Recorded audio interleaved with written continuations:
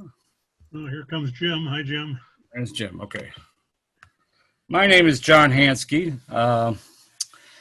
Michiana Division invited me to share my railroad with you guys, and I'm kind of honored to do so after seeing some of the great work. Um, the origins of the BS line originally, when I lived in LaPorte, Indiana, I really liked the Colorado and Southern and the Burlington route. So it was the Burlington and Southern, the BNS.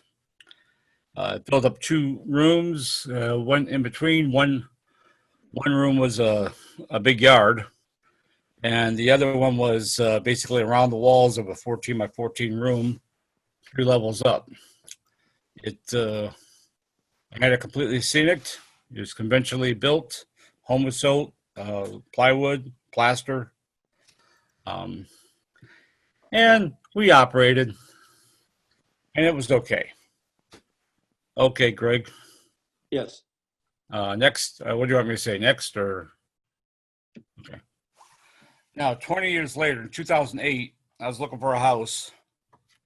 I moved out here to near Syracuse, and Lisa and I were looking for. How easy is that? Cheating. That's what I love about cooking outside. Lisa and I were looking for a house, and Pop it another like 8 minutes or so. somebody's not muted. Make sure all that sausage mingles with. There we go. Thank you. I came downstairs, took one look at the basement, and came back upstairs. Lisa was talking to the realtor, and I told the realtor, "Okay, I'll buy it." It had the basement steps coming down the middle, which is what I wanted. There was a washer and dryer down here, 2 windows and a closet. And Lisa said, "Do whatever you want, but you got to keep those windows, and you got to keep that closet for storage." Windows are gone, closet's gone. I put 1/8-inch hardboard around for a backdrop, and that was it. And I moved the washer dryer upstairs, so that's convenient. I designed this thing for operations. We operate, well, we did every 2 to 3 months or so, and I use it as a test bed for different techniques. A buddy of mine had used foam, so I thought I'm gonna use foam. So this is an all foam layout. There is some plywood in certain places, so I can walk on it. There's not a spike, not a single spike on the layout. It's all glued with RTV, and I'm getting everything is pretty well set up. It's operating pretty well. I wanted the operation done and made so we can operate it, and then I was going to scenic it afterward. Next, Greg.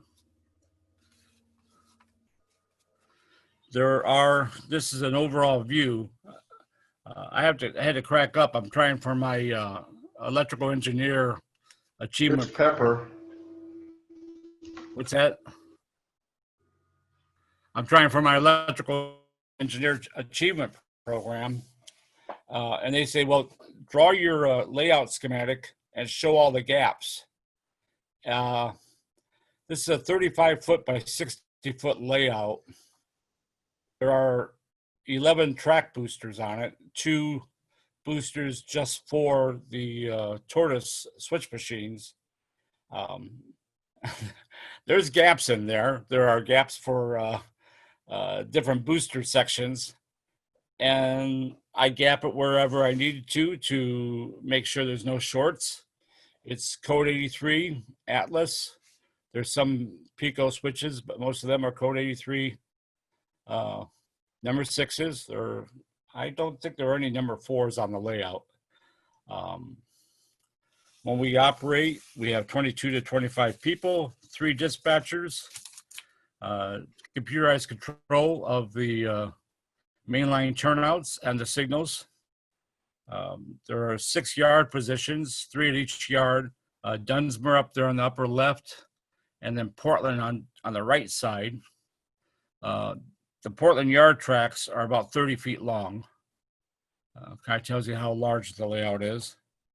There are 2 industrial park operators. The right above the steps, I keep wanting to point, but below Dunsmuir, you'll see upper level Tacoma, Milwaukee Road, and then middle level is Winchester Industrial Park, and then right next to where it says BS line and down a little bit is the lower level. That's the North Medford Industrial Park.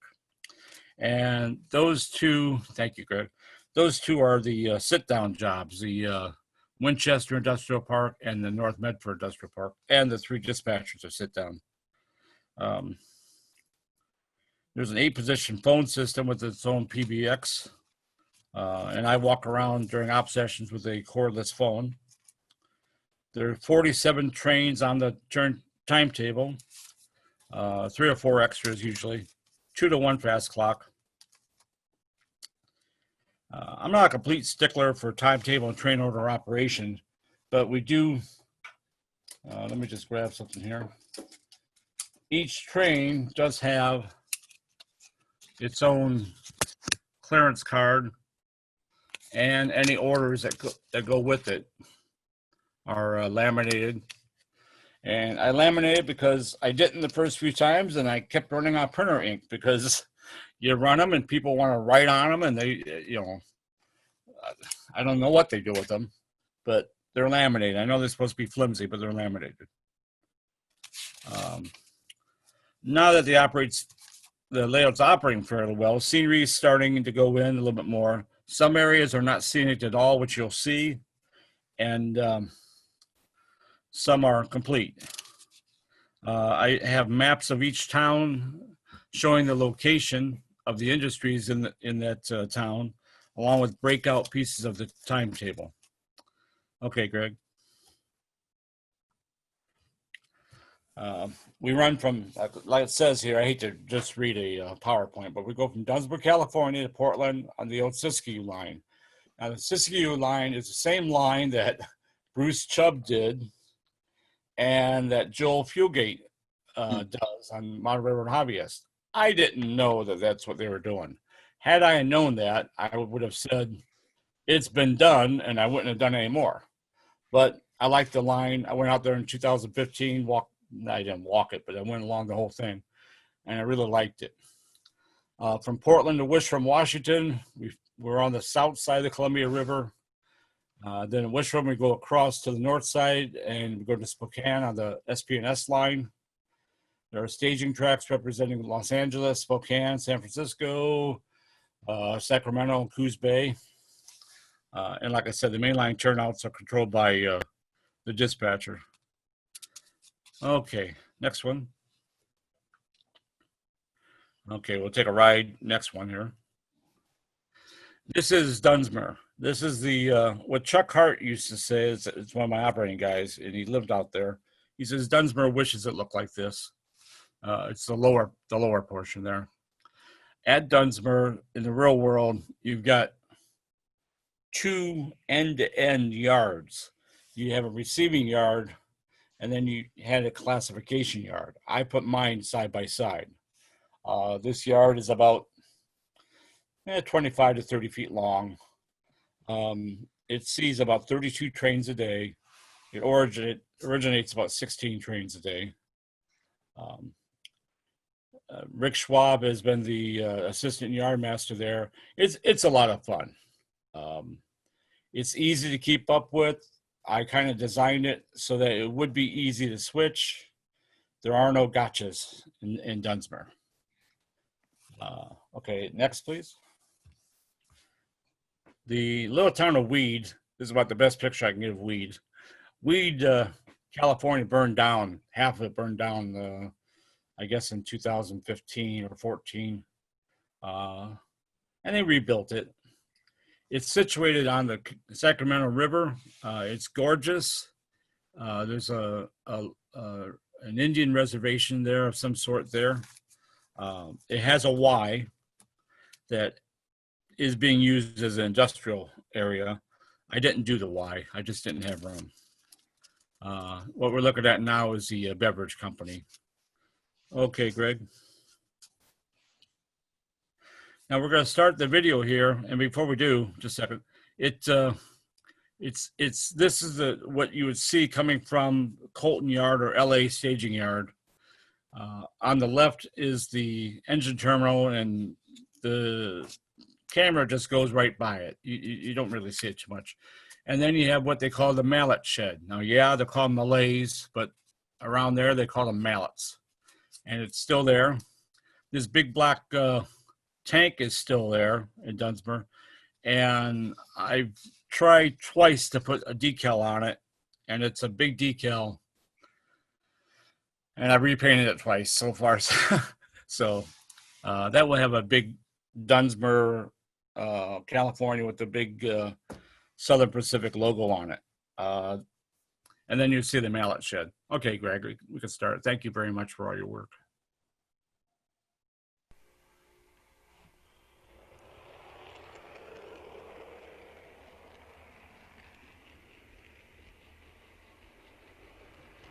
Dunsmuir, or the Burlington Southern, is half owned by the Southern Pacific and half owned by the Great Northern. Dunsmuir uses the Southern Pacific engines, and Portland uses the Great Northern engines in their respective areas. We're basically going through the arrival departure track. You see the SD39 switching on the right. The year is 1973. And there are some things that don't belong at 73, but I basically stopped at the dash twos. There are no SD40 dash twos, although I might kick that up a little bit. Now, if you look just now, those piers aren't connected to they're not holding anything up. That has to be redone. We're about to go through what they call the Cantera loop. You can see some of the scenery is completely done, and some of it is not. When I'm satisfied with the operation, I scenic it. This is a Natron cutoff we're going by. That took off about 51 complete circles in between Dunsmuir and Oakdale, Springfield, really. And you can see how messy my basement gets. Lower quadrant semaphores. Yeah. They're run by servos, by Tan Valley Depot.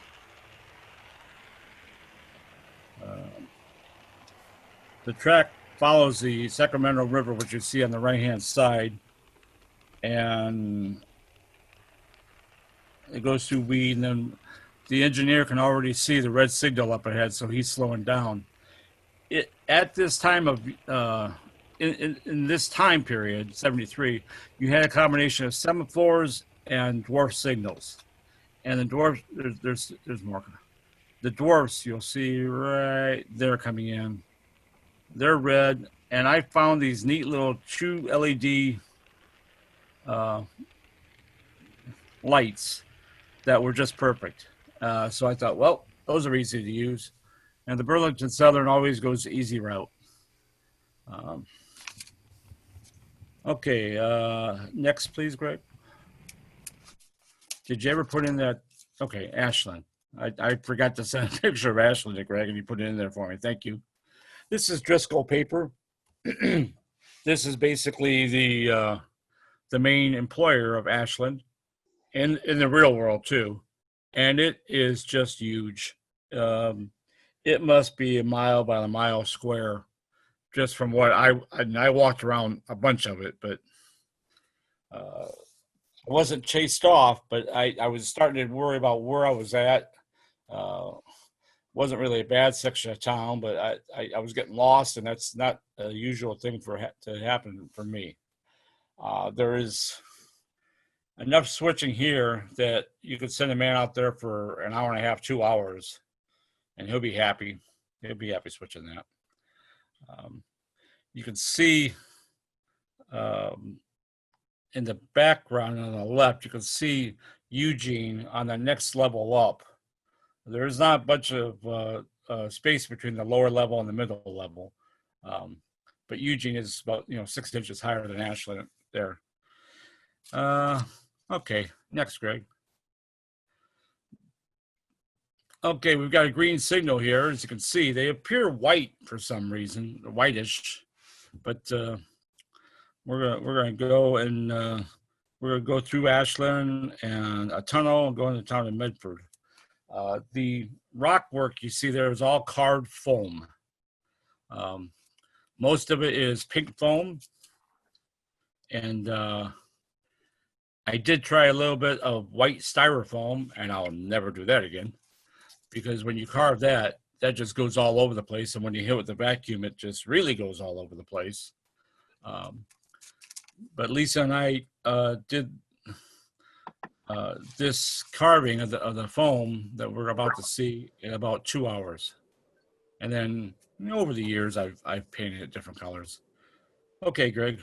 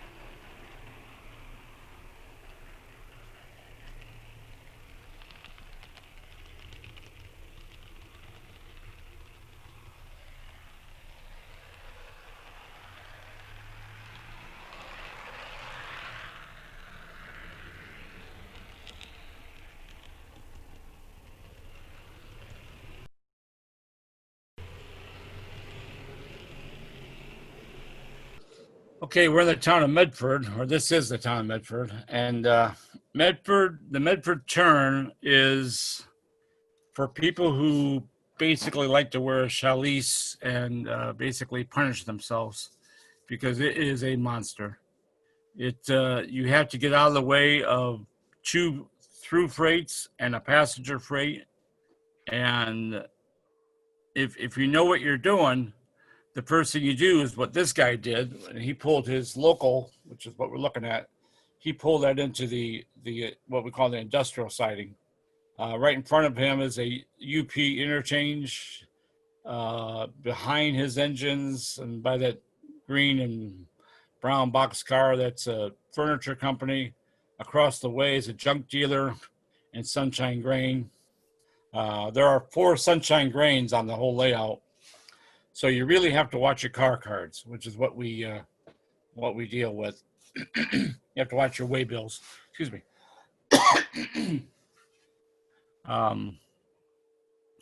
Okay, next. And I built the upper level, then I built the lower level. So you see all the wiring for the upper level going up that post. I got to figure that out.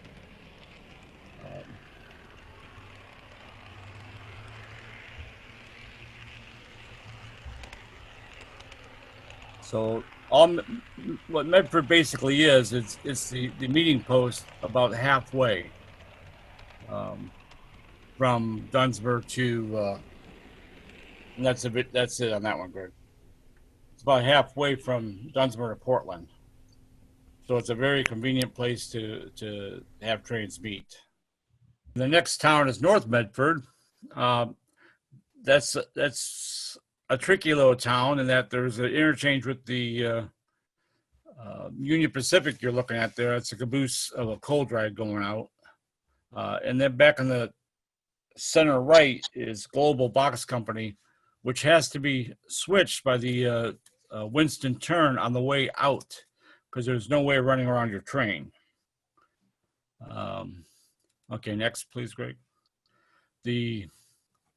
Also on this line is the North Medford Industrial Park. It's one of the 2 sit-down jobs. Right there in the middle, right above the engine, that's another sunshine grain.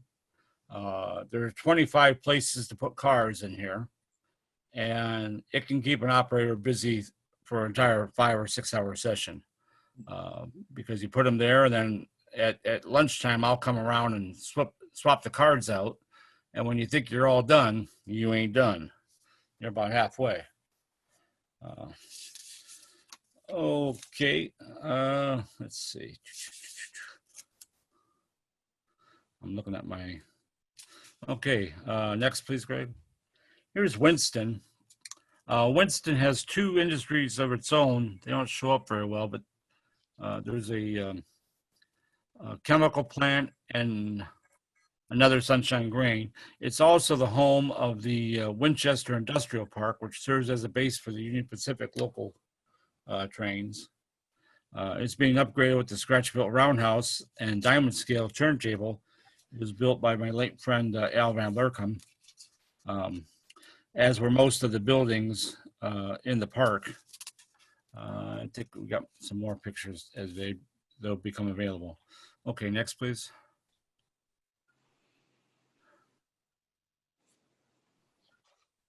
Okay, there's the other, it's a seated operator. For some reason, there's a Milwaukee Road switcher sitting there. I have no idea how he got down there. On the backdrop, I painted all the backdrop, by the way. It's all you need is a foam brush and a bunch of acrylic paint, and just go at it. And don't be afraid to make a mistake. And if it doesn't look right, keep on going. To me, this looks good enough. You know, it's pretty mountainy around there. You got the Cascade lines there. You got the coast mountains that are nearby. And if you get high enough to see past the local hills, you'll see some spectacular mountain vistas. Next, please.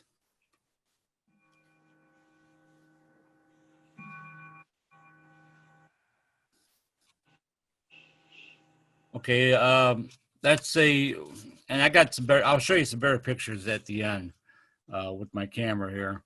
That's the roundhouse and such going in. And that's that's basically a loads in, loads out the building up front that takes logs in and puts out lumber. Okay, the next one, it's a video. Then we're going to take the bridge over Grants Pass, and Dunsmuir's on your left. This is the start. We're starting in North Medford. There is a tunnel near North Medford. It's about 20 feet long. This one's about 20 feet long in HO scale. If you look right, there's that big kink right there by that bridge. And I hope nobody gets car sick, because you get pretty close to that building. And I took these pictures as the layout was. I didn't clean up anything, as you can tell. That's the storage yard of the Colton LA staging back there. And we'll get a good overall view of Dunsmuir once we get past the Grants Pass Bridge. It's going to be on the left. The scenery coming up, there's a water tower that Al built that draws its water from the lake. And on the video, it looks like the lake is way too high. It looks like a Salvador Dali painting. It doesn't look right. But in the real world, right there, in the real world, it looks pretty good. And we're basically going through the... moment. Sorry, I didn't quite catch that. Could you please repeat? My Siri's talking to me. We're going into the town of Winston. We're going through the Siskiyou Mountains again. We're taking the passing track at Winston. The main is always towards the aisle. There's a UP local sitting there doing some switching at Winchester, going into Winchester, or Winston going into Winchester. And we've still got green lights, so we keep on going. The forest up ahead will get pretty deep. And I've got about 4,000 more trees to put on the layout, and most of them have already been purchased or made. It gets so dark back here that the headlight comes on, or the camera light comes on. And to the right, you can see the neutron cutoff or the cascade cutoff.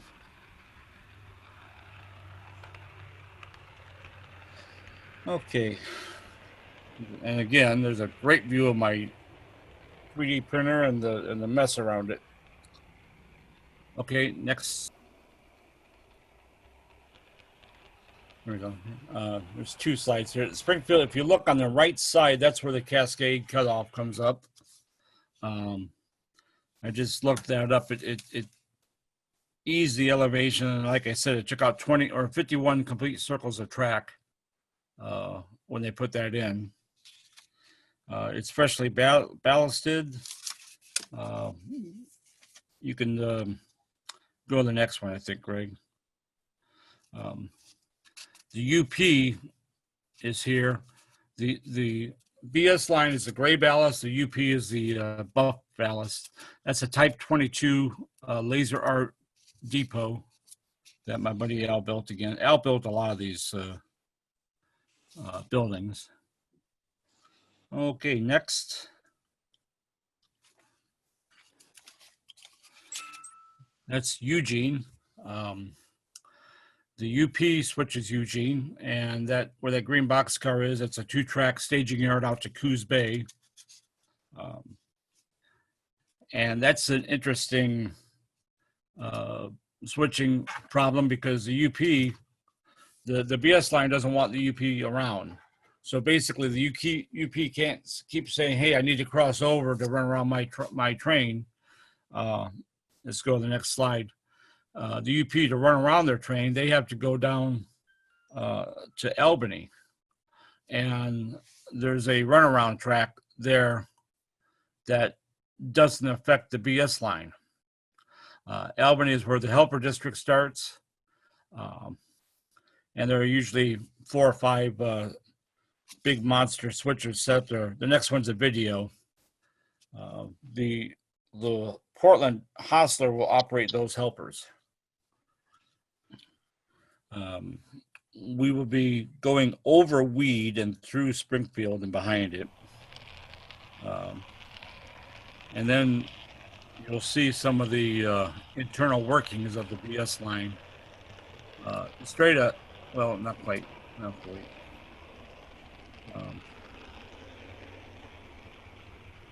There's the cutoff that comes up.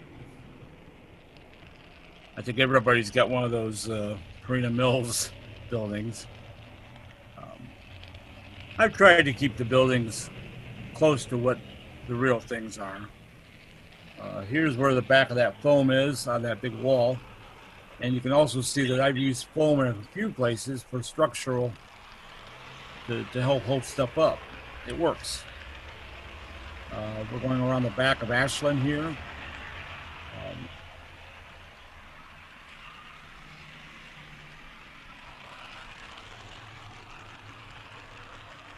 And you can see the industries and the 2-track staging yard going through the tunnel to Coos Bay.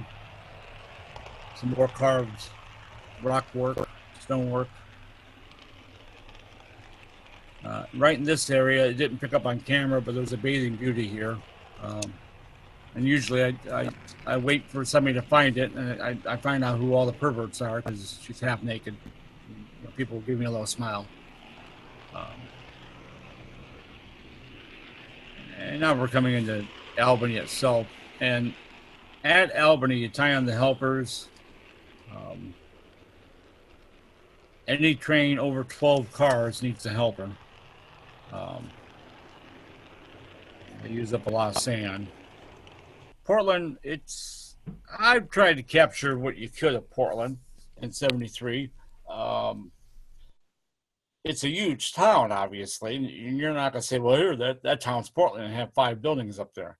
I've got street running, which is, you can barely see on the left-hand side of that picture, on the right past the first foreground building. There's tracks on the street, and I've got street lights there, traffic lights, And when the train is going through there, which is part of a big loop to turn the big E units, the traffic lights go to all green for the train and flashing red for the opposing traffic, for the side traffic. And I've got a stand-in right now for, on the right side, it's not big enough, for the Portland station. There's a guy called Hobby Smith up in Portland, and he has one of two stations that were built that emulate the Portland Union Station. My last bid to him was $500, and he wouldn't take it. And then he said, well, you know your way around this. Maybe you should move to Portland and buy the hobby shop because it's for sale. I looked into buying the hobby shop just to buy the hobby shop, take that station and sell the hobby shop. But he wanted like $185,000 plus inventory, and I don't have $185,000, so I'll have to build my own station. Okay, the next one, please, Greg. These are just some of the industries in Portland. There's on the south side of Portland, on the north side of Portland, there's industries all over Portland, and there's about 8 industries I've tucked in here and there around. And you can see what I do here is I'll make sure everything is operating the way I want it, and then I'll scenic it. So you'll see a lot of stuff with pink foam, mainly because I haven't got to it yet. It's a big layout. I will get to it, but that's my hobby. Next, please. The engine facility at Portland. If you see that little gate right there in the middle, what I did was I hooked that up to a BD20, and through JMRI, when that BD20 sensor is activated, it throws a servo that gate is operated on, and it opens up the gate. And then you drive in. Eventually, I'll have a whole chain link fence around it. But then you drive in, and then once you get past that little section, you get on the turntable, the gate closes behind you. And same thing coming back out. Next, please. The yard at Portland, it says 8 classification tracks. Now there's 10. And now there's about 340 car capacity on it. We added more on, made it easier to operate since this picture was taken. But it does, let's see, what did we say? I think about 16 trains each, 16 trains in, 16 trains out. So you keep busy. There's a main yard master plus his assistant plus a hostler. And like I said, the hostler runs the helper engines. Let's see. Okay, the next one's gonna be a video, and you'll see Highway 30 on the left. And you guys from around here, you know, it's Highway 30. It goes all the way out there. I don't know if that goes through Iowa, or where are you from, Steve? You're from Iowa? Cedar Rapids. Yeah, from Cedar Rapids, actually, Highway 30 goes right through the middle of Cedar Rapids. So Cedar Rapids goes, or Highway 30 goes everywhere. So if yes, it is. If you put a highway on your layout, just put 30 next to it. It'd probably be pretty good. We go through the city side of Portland. This is coming out of that tunnel that I made sure you guys didn't have to see. And we've been climbing at 2% grade this entire time. So it goes up from about a 38-inch or 36-inch altitude, and we go all the way up to 58 inches. I'm sorry, 68 inches. All without a helix. We're going to be going through that bridge there leads over to Seattle staging. I'm trying to hide it, but I can't figure out a good way of doing it. And we'll be coming into the arrival departure tracks, and the yard will be on the right. And you'll see off in the distance, you'll see the Alcoa aluminum way off there, which is on the Goldendale branch off of the Dalles, Oregon. This is basically Hoyt Street Yard and Brooklyn Yard all combined. There's so many yards there in Portland. I just did a representative sample.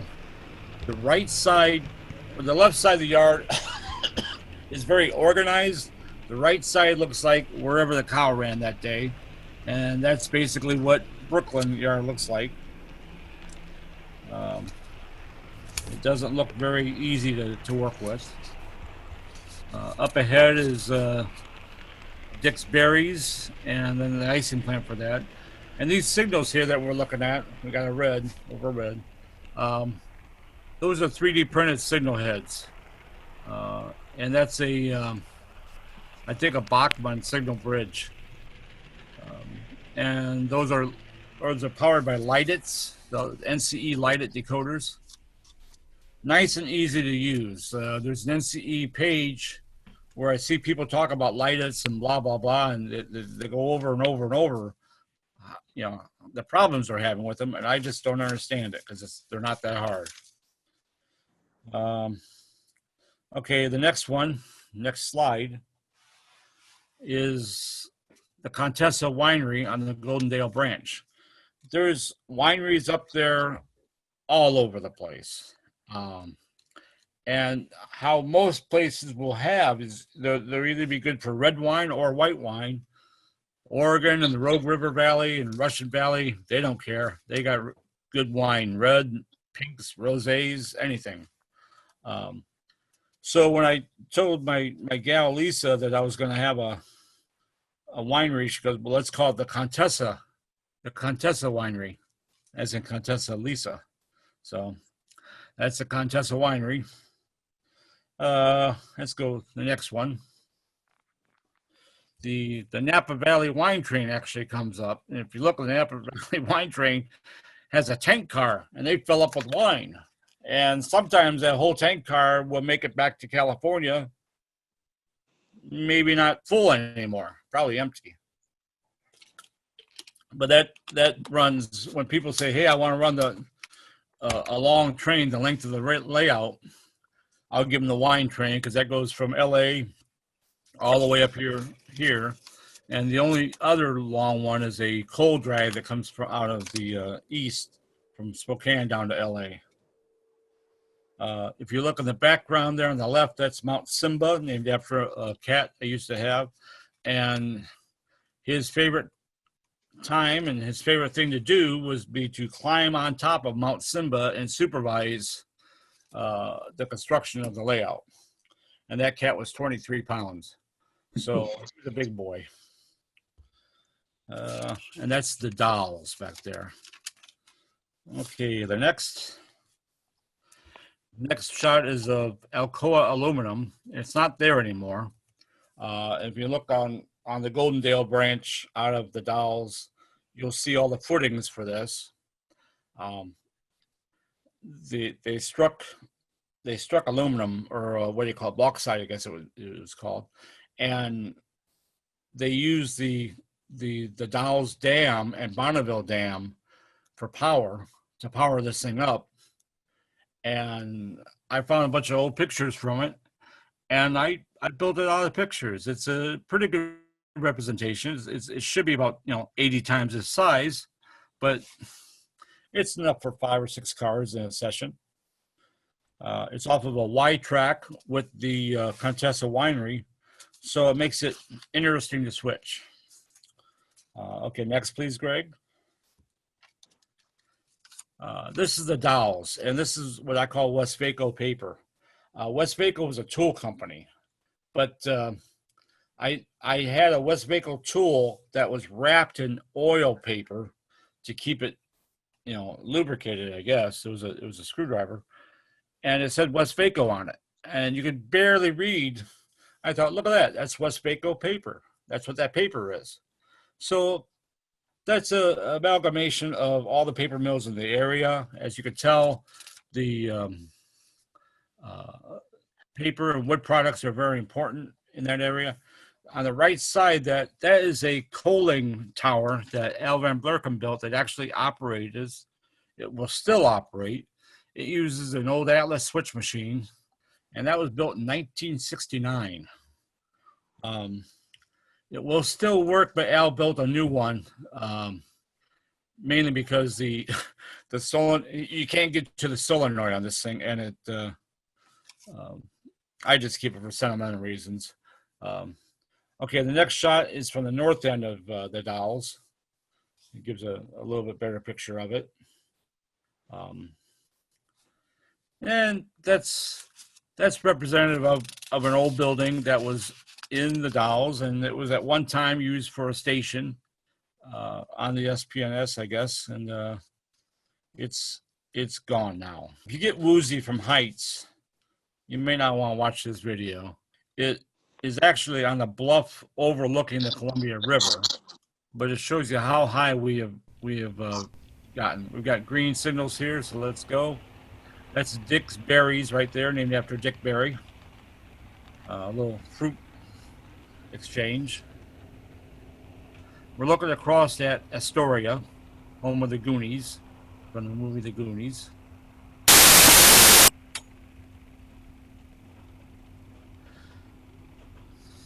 We don't go too fast around here. That's a 22-inch radius curve.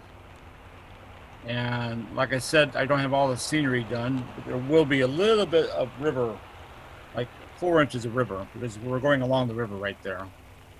And that's the line train. You can see how the rocks are carved into the foam. The foam is put together with PL300, by the way, adhesive. Sometimes I just use RTV, but or yellow glue or white glue. And we're going to be coming into the Dalles. It is pronounced the Dalles. I looked at that. I actually went through that town and I asked like 12 different people, how do you say it?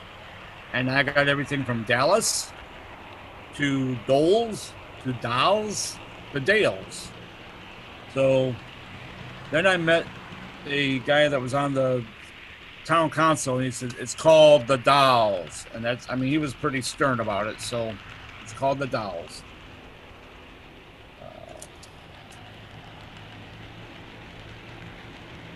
Okay, on the right side, we'll just leave this up when it does stop. I know it's crooked. On the right side is the Columbia River crossing. On the left side, you'll see a switch by that tower.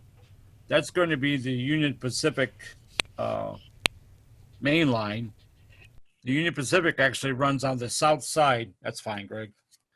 The Union Pacific actually runs on the south side of the Columbia River. The big joke on this whole BS line is everything's reversed. Dunsmuir's on the wrong side of the river. Portland's on the wrong side of the river. Everything's on the wrong side of the river because that's how it fit. But this is the reason why I model this area. This is the Columbia River crossing of, or at Wishram. The black through truss is a rotating through truss, as you can see by the center tower. The next one, I don't have the elevation there, but there's a little picture there that says eventually, and there will be 4 towers. That next truss actually goes up. It raises up to allow shipping through. There is a concrete, which is in the center of that picture. There's a concrete breakwater, mainly because on the left side anymore, it's only about 15, 20 feet deep. And the main channel is the next one over. The neat thing about this bridge is there's a Y switch right in the middle of it. And after the through trusses, it becomes a plate girder bridge. In 2015, when I went out there for the convention, I climbed on that bridge with the permission of the bridge operator. He kind of motioned me over, and I'm looking at him, and he says, "Yeah, come on." And so I walked across there. I walked down the tracks on that, and I got to tell you, that's a little disconcerting to be walking over the Columbia River with nothing beneath you but a few ties. And I talked to him for a little bit. He said, okay, you better get out of here because my boss is coming. So I ran back out and I took a few pictures, but I didn't take near enough pictures. Let's go ahead to the next slide here. On the north side of the river is Wishram, Washington. Wishram is a railroad town. It still is. If you look, you see a little white area to the upper right. That's where the town's going to be going. There is a little lumber yard there, but mostly it was just a sorting and classification yard. Because if you look to the left and towards the backdrop, that line actually goes back to Portland and then up to Seattle on the SPNS.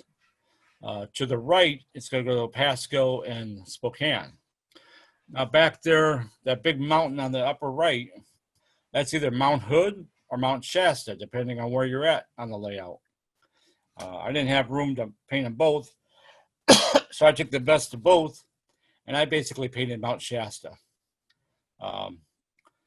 And it's off to the right. You can barely see it, but there's Shasta and Shastina. Shasta has that big hump there, right there to our right, and then way off further to the right is Shastina. So it's closer to being Mount Shasta than it is Mount Hood. But, you know, I had room for one, so I got one.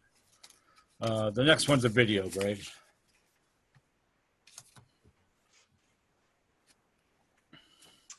Mount St. Helens is the closest mountain there, isn't it? The one that blew its top.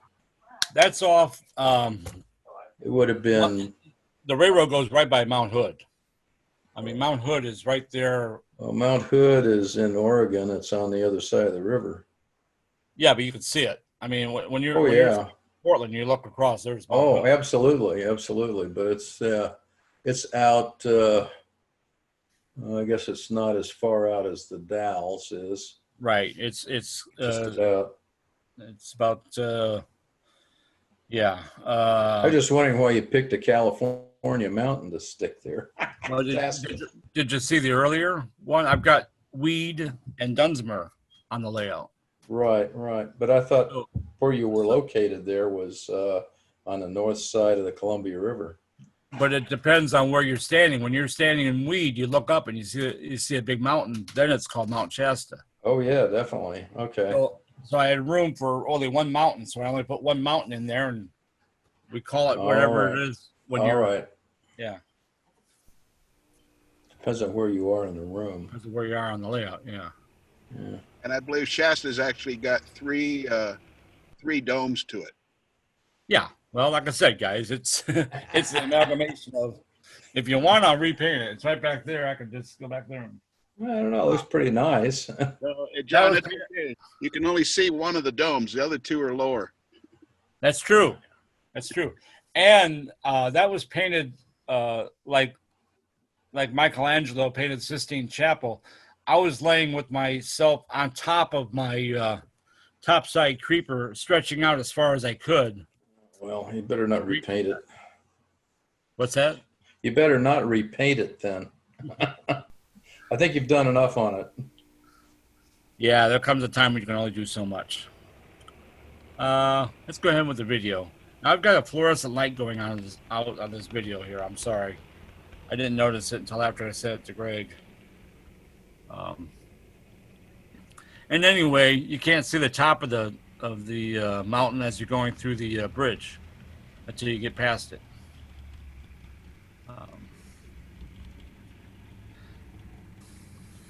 And then there's the bridge where you can see it's girder. And I got a big hole to fill, but there's something else that goes in there that I haven't got built yet, so I just leave it. Wishram is an operator's nightmare, and it's a dispatcher's nightmare, because people will say, well, give me a switch so-and-so. And you got to say, no, where are you and where are you going? And actually, most of the time, you just say, well, you're this train, you're going here.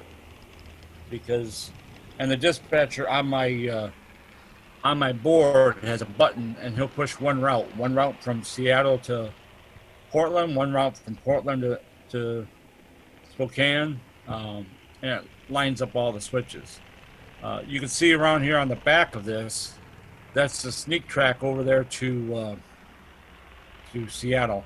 And these are a couple SD45s, and I didn't also realize this. One of them is off the track, and you can hear it clicking. But these are those two Spectrum SD45s, but Northern Pacific, and they'll go anywhere. To my right, that's now painted blue, and I'll be painting the Columbia River on that, and that's Tacoma that you're going by. And as you go through Mary Hill, it switches from one type of rock to another. And you're leaving. You're not leaving the Columbia River, but you're getting away from it. And this is the line that goes up to Pasco. And I did not record all the way up through Pasco. I thought I did, but apparently it just stopped right there. And I should have looked at it a little bit more closely. But you can see how high we are. And this is up on shelf brackets. It's foam up on shelf brackets right through here. Okay, next one, Greg, when you get a chance.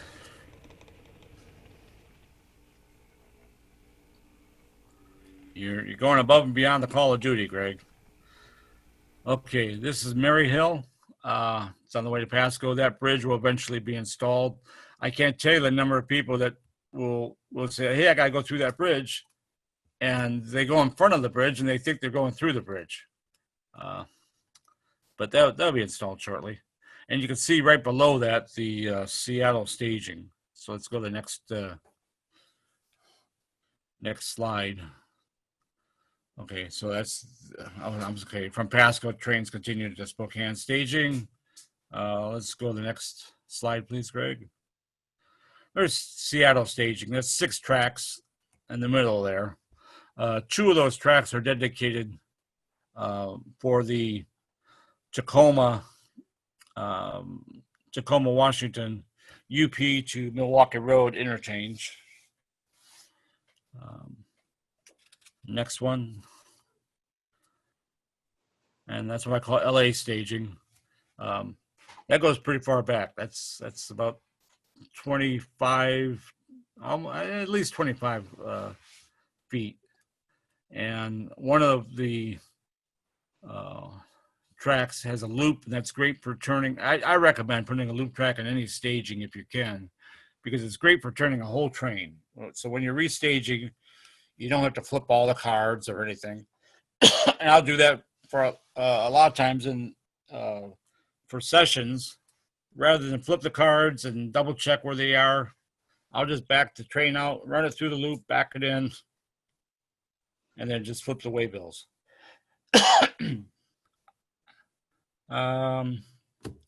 That serves as Sacramento and San Francisco and all points south. Next, please. Okay, Tacoma, I put it in there, and it's got the SS Schrodinger. I don't know how many of you watched The Big Bang Theory, but there's a physicist called Schrodinger who had a story about a cat in a box, and mailing a cat in a box or putting a cat in a box, and you don't know whether the cat is alive or the cat is dead. And it's got to do with determining where molecules are. You can see which way they're going, or you can see where they are, but you can't see both. And the SS Schrodinger is sometimes there, and sometimes it's not. Even though it looks like it's there, sometimes it's not there, and you can't deliver anything to it, but sometimes it is there, and that's when you can deliver something to it. So, a little physics joke. Next.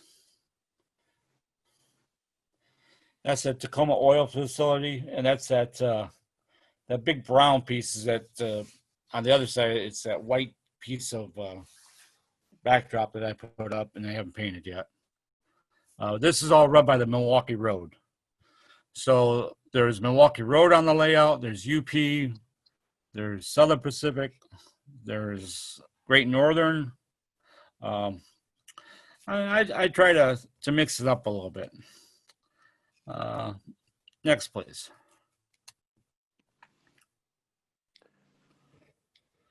Okay, this is the dispatcher control panel. If you notice, there's 3 panels. I had to get a different video card put in for that. I'm still running Windows 7 on that because it's stable and I like it. There's BD20s by NCE. They're little detector modules. They're basically just a little current transformer. And they run through an input device called an AIU, and that goes on to the bus, and then that goes into the main control, and that comes out on JMRI.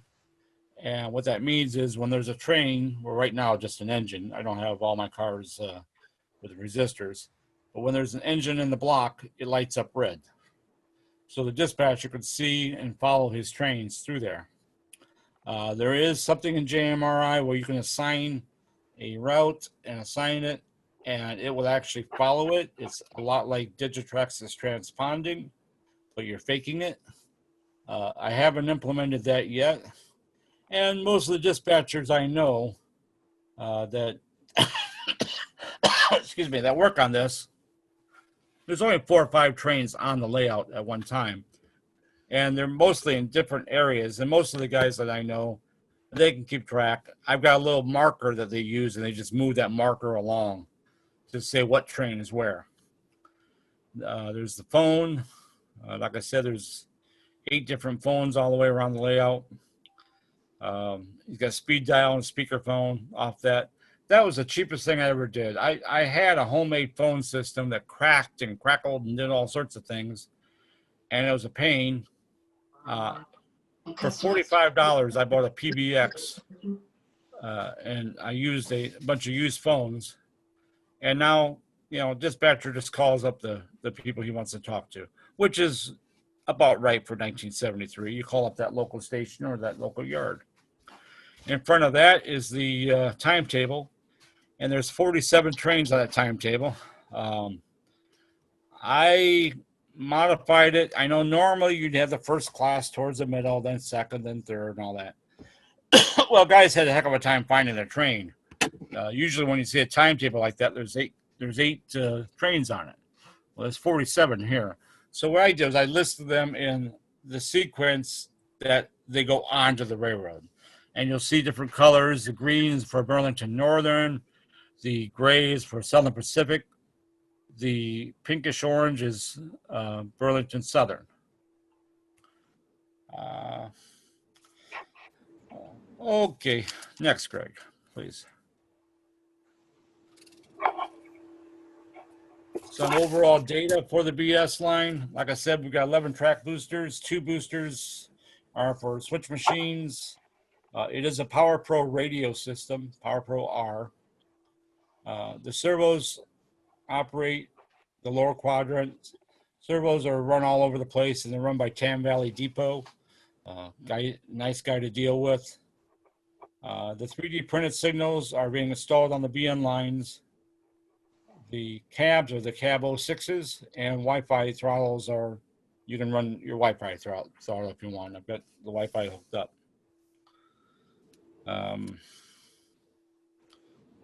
Okay, next. Okay, what's next?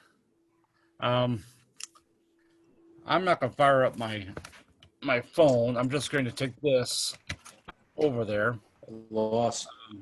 We're going to go for a little bit of a walk. I'm adding Al's roundhouse in the Winchester area. Oh, let me turn some lights on so maybe you can see it.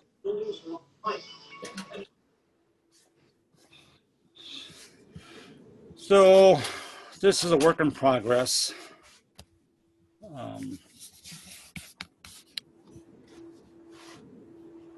I don't know what you guys can see. Can you see the? What are we looking at? Can you see the roundhouse and the engines? Anybody? Yes, I can double click on the picture, on your picture, and I can see it. Okay. I listed this. It's a diamond scale turntable and a scratch built roundhouse. It doesn't do it justice because it's all detailed inside. I was asking 100 to 150 bucks for the whole thing. The best deal I got was somebody over in Gary said, "I'll give you $10, but you have to deliver it to my house." And I basically told him what he could do with that. So I paid the widow, and I bought it myself, and I put it on there. Can you guys see Tacoma? Yep. Okay, that's got to be finished up. Oh, I see. We are. Yeah. And then the next thing that has to be done, and I didn't show you. I know it'd be easier with a phone, but that's that's Astoria, and right up there is Spokane staging above it. But what I plan on doing is going all the way here, all the way around those steps and back on a big return loop for staging. And that'll be probably a 6-track loop because I need more staging at Spokane. And finishing up scenery everywhere else. That's all I got. Any questions? Thank you, John. That was great. Sorry, screwed up the video, but hopefully we saw most of it. So Yeah, that's fine. You did a great job. Thank you. Very impressive. Well, it's, when I started the layout, I thought I need something to keep me busy. And I retired 4 years ago, and this is keeping me busy. I see Chuck Hart just came on. He's been a big help on a lot of this stuff too. And Alan is one of my, Alan Black and Rick Schwab. And, some of my normal, or my, I shouldn't call it. Yeah, normal. we're anxiously waiting to get back. Well, I'm anxiously waiting, but I don't want anybody to die doing it, Alan. Oh, I understand. I just had to toss that in. Hey, John, And thanks. I can't disagree. Yeah, thanks for a good presentation, John. I'm glad I was able to get in on this. I'm still out in Kingman, Arizona today, and be No, home you're not. I can see your river behind you. Yeah, I know, but that's not where I'm at. Well, there's Jeff Yost too. I didn't see him. He's operated that industrial park. I think, yeah. When he operated it, it was done very well. It's a lot of fun. I try to have the sit down stuff, and like I said, you get 20, 25 guys in here operating. It gets pretty complicated, but I like to mix it up. well, great job, John. Really appreciate it. And we have recorded this, so we'll post that out on the division YouTube channel. And we don't have a presentation yet scheduled for, or we don't have the program set for October yet, but we'll get that squared away in the next few weeks and look forward to that. I'm not sure that it'll be the third Saturday, whatever that is. Let's see. It'll be the 17th of October. So we'll look forward to that. Thanks, All right. everybody, for joining. Have a great Saturday. Have a great one. Thanks. Thank you, Thank you. Neil, for inviting me. I One point, enjoyed it. All right.